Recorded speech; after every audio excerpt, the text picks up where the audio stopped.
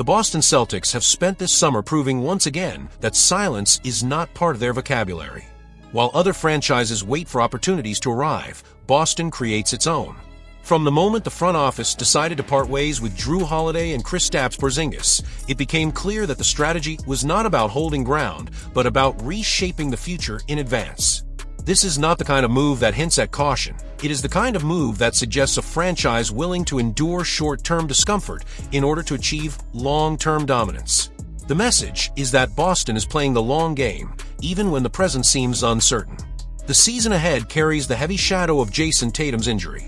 A ruptured Achilles tendon is not just a setback for a player, it is a storm that can alter the rhythm of an entire organization. Yet, Boston has refused to treat this as the end of the story.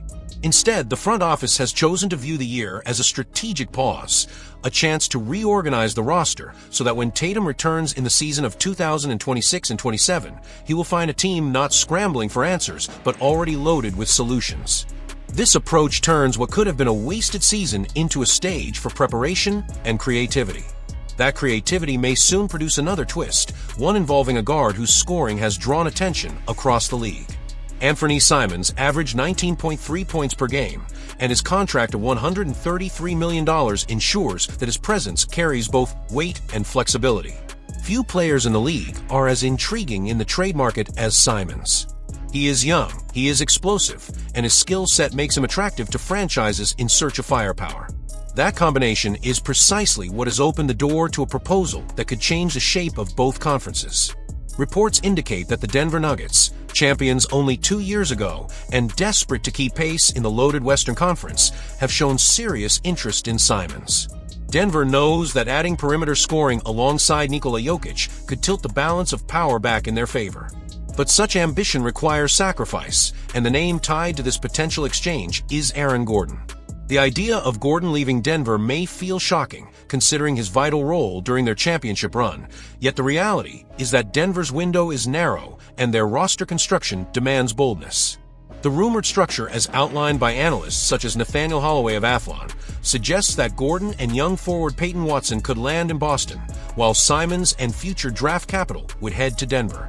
On the surface, it may look like a risky exchange for both sides, but for Boston, it could be the precise kind of risk that leads to a masterpiece. Gordon is not a player defined only by his numbers. His impact comes in versatility, in his ability to defend multiple positions, and in the way he can morph his game to fit the needs of the team. In Boston, he could be more than just a forward, he could be the cornerstone of a new tactical identity. Imagine Gordon sliding into a small ball lineup, not just surviving as a makeshift center, but thriving as an anchor who blends defense and transition offense. The Celtics have long looked for ways to create lineups that punish opponents with speed without sacrificing toughness. Gordon represents that rare piece who allows both. While Tatum recovers, Gordon could become the heartbeat of the team, giving Boston a player who plays with the energy of someone who does not understand the concept of an idle possession. Then, when Tatum returns, the synergy between the two could be explosive. Gordon's willingness to take on defensive battles and do the less glamorous work could free Tatum to maximize his offensive arsenal. The financial component also makes this proposal fascinating. Boston has navigated one of the most complicated salary cap situations in the league. With the new collective bargaining agreement pressing against teams that overspend, finding ways to balance contracts without losing competitiveness has become an art form. Swapping Simons' long-term deal for Gordon's shorter financial commitment could provide breathing space and optionality. Celtics may not be done reshaping their roster, and the whispers surrounding Anfernee Simons are beginning to gain momentum in ways that go far beyond the surface of a standard trade rumor. When Boston pulled the trigger on the deal that sent Jrue Holiday to Portland on the 7th of July, many saw it as a painful but necessary step, a move that would help the franchise navigate the suffocating restrictions of the new collective bargaining agreement. Yet, what is starting to unfold now suggests that the acquisition of Simons might not have been the final destination, but rather a stepping stone towards something far more intriguing. The proposal floated by Bleacher Report's Andy Bailey has fueled speculation that Boston could pivot again, using Simons not as a long-term piece, but as the key to unlock another layer of flexibility and potential. The outline of this deal is deceptively simple, sending Simons and a second-round pick in the year 2031 across the league to Toronto and Brooklyn, while bringing back Ochai Agbaji and a future pick from Toronto and Terance Mann from Brooklyn. At first glance, it looks like a salary move, the kind of trimming that contenders sometimes make when the financial ceiling starts to crush their options. But what if the Celtics are positioning themselves not only to stay under the dreaded second apron, but also to recalibrate the roster with hidden upside that could change the course of the next 2 years? Consider the value hidden in the names being discussed. Terance Mann has been one of the most intriguing connectors in the league, a player who has shown flashes of defensive versatility and offensive opportunism that make him a rare commodity in the modern NBA. Ochai Agbaji, still only 25 years old, carries the profile of a player who has yet to reveal his ceiling. Boston acquiring those two, while shedding a contract that weighs nearly $27.7 million against the cap, could mean much more than financial housekeeping. It could mean adding two players who are still climbing toward their prime years, who can fill roles that are critical in a postseason run, and who can grow into assets that carry value in future trades. The numbers are not just background details, they are the driving force behind these discussions. The luxury tax line of $187.9 million casts a long shadow over the league, and for Boston the stakes are even higher because of the repeater tax that looms if they stay above it.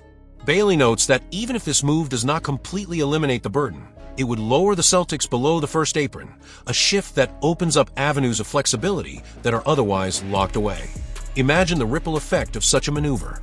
Suddenly, Boston is not only saving money, they are regaining the ability to make smaller but impactful trades during the season, something that could prove decisive when the playoff race intensifies.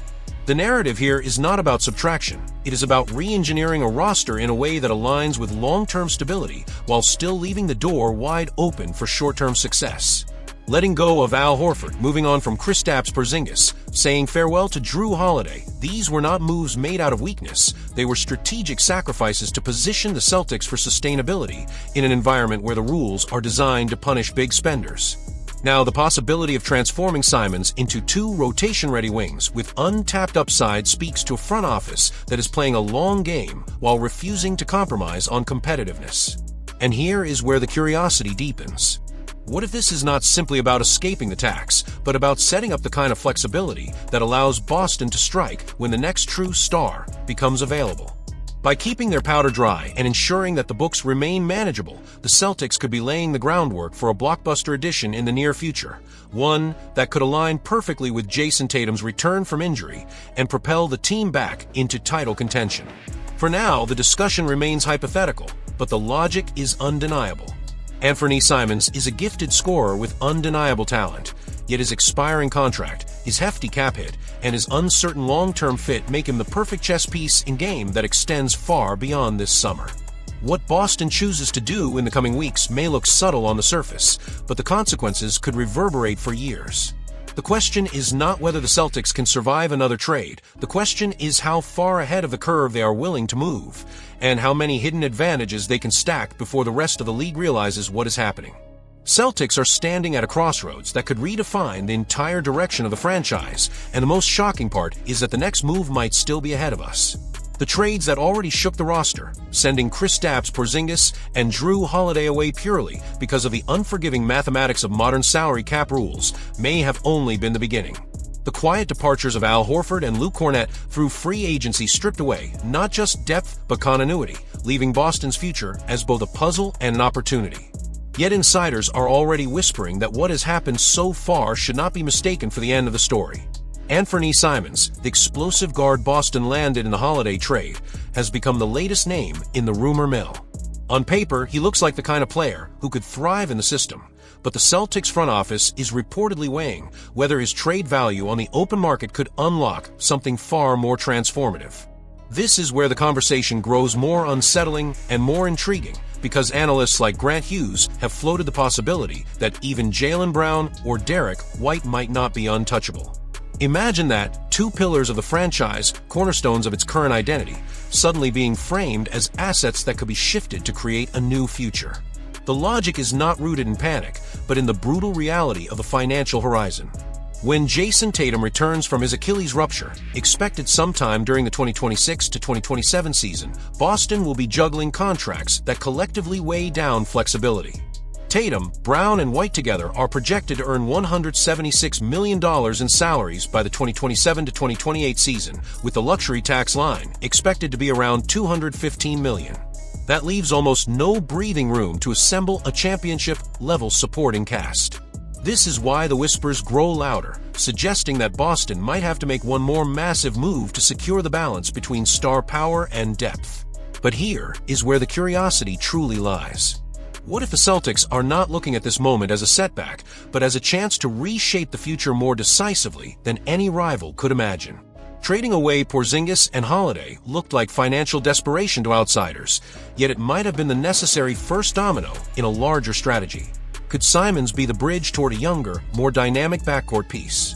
Could moving one of Brown or White, as unthinkable as that seems now, actually be the key to sustaining an era where Boston does not just contend once, but builds multiple windows of opportunity? It's easy to focus on the short term and assume the Celtics must simply wait for Tatum to heal and then run it back. Yet the front office has never operated that way. They have been ruthless when it came to reshaping the roster in past decades, and history shows that Boston rarely stands still. Remember, Tatum will be only 27 when he returns, Brown will be 28, hardly players past their prime. If the organization positions itself carefully, those years could become the launching pad for another surge toward dominance. Even if Derrick White at 31 becomes the piece move to regain flexibility, the return could be exactly what keeps the window open rather than letting it quietly close. And so the lingering question is not whether the Celtics will make another blockbuster trade, but when and how. The league is waiting for Boston's next bold stroke, one that could shift the balance of power in the Eastern Conference yet again. For fans, the suspense lies in knowing that the current roster might only be a temporary form, a placeholder until the front office reveals its true design. Every rumor, every leak, every hint of internal debate feeds the sense that something larger is coming, something that could either shock the league or elevate Boston into another golden age. Because if there's one truth about the Celtics, is that they never settle for simply being good. They aim for greatness, even if it means tearing down what looks stable today to build something unstoppable tomorrow.